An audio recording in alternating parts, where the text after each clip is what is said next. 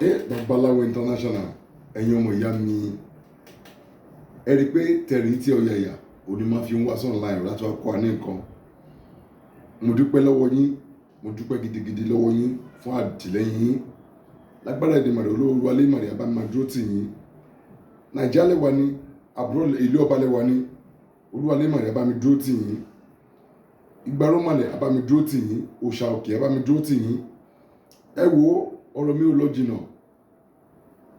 Ẹ wo iṣẹ́ yìí tí màá kọ́ wa lẹ́nìí ikọ̀ mẹ́ta péré ló wà lọ́wọ́ mi. Number 1, apá ọ̀tún ẹyẹ àparò. Ìyá apá ọ̀tún ẹyẹ àparò, ìyá apá ọ̀tún ẹyẹ àparò ẹyọ kan. Odidi atare ẹyọ kan.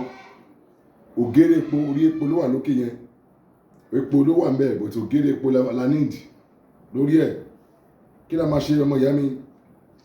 Nǹkan tí a máa ṣe ni pé à mú ìyá àparò yìí, à mú sí lápẹ́, à mú odidi atare lórí àjò, tá bá ti jó, à lọ akúná.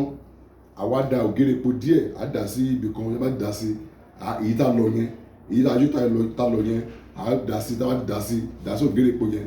A máa fi kàárín rò papọ̀, a máa la. Kí ló ṣiṣẹ́ fún?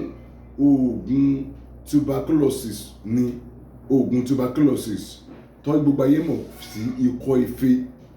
Oògùn tuberculosis tí gbogbo ayé mọ̀ sí ikọ́ Ifee, òun ni ó dájú.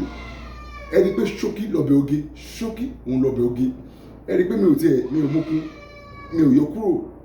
Bọ̀ bí olúwa Elédùmarè ti fún mi bẹ́ẹ̀ mo ṣe gbélé yín lọ́wọ́ pé kẹ́ máa ṣe.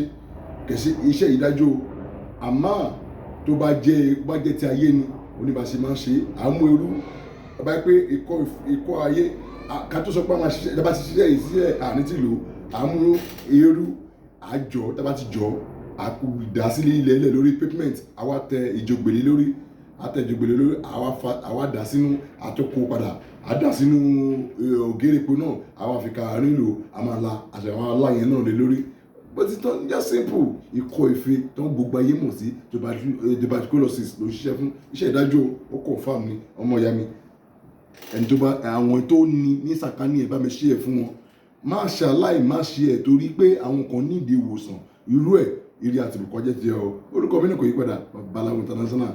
Èmi náà ni ọmọ yín Táídé olóòjẹ́ Rásókun. Ẹ jọ̀ọ́ ọmọ ìyá mi bá mi ṣe ẹ̀ fídíò yẹn, ṣe ẹ̀ fún mi. Thank you very much. Olúwa lè máa bùkún ẹ o. Gbogbo wa mo kí wa pé